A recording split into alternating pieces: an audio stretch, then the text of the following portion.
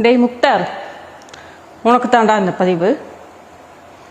அதாவது இந்த சமுதாயத்தில் நீ தான் ரொம்ப அறிவாளி, புத்திசாலி, அமைதியாக பொறுமையாக போகிறவங்கெல்லாம் முட்டாள், ஏமாளின்னு நினச்சிட்டு இருக்காத, சரியா? ஒரு வருஷம் முன்னாடி என்கிட்ட எப்படிடா பேட்டி கேட்ட? என் காலில் விழுகாத குறையா பேட்டி கேட்ட. நீ யாருன்னு தெரியாம தான் உங்ககிட்ட நான் பேட்டி கொடுத்தேன்னு நினச்சிட்டு இருக்கியா? நீ யாரை அனுப்பி வந்த, யார் உனக்கு பணம் கொடுத்து என்கிட்ட பேட்டி எடுக்க வந்த, எல்லாம் எனக்கு தெரியும்டா.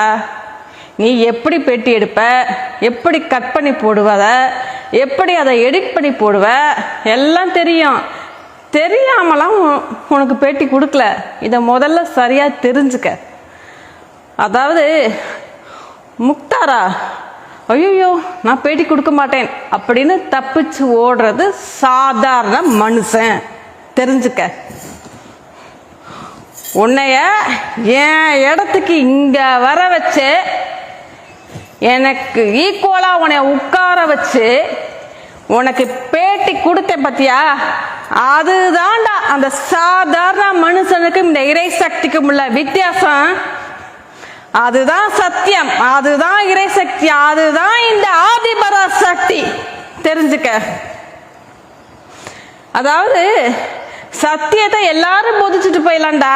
யாரு வேணாலும் போதிக்கலாம்.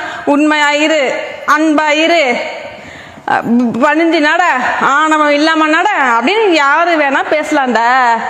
அது என்ன சூழ்நிலை வந்தாலும், என்ன சோதனைகள் வந்தாலும் அந்த சத்தியத்துல நிக்கணும் அப்படின்னு அந்த சத்தியத்தை போதிச்சு, அந்த சத்தியத்திலே நிலை பெற்று அந்த சத்தியத்தின்படியே வாழ்றது சாதாரண விஷயம் இல்லடா.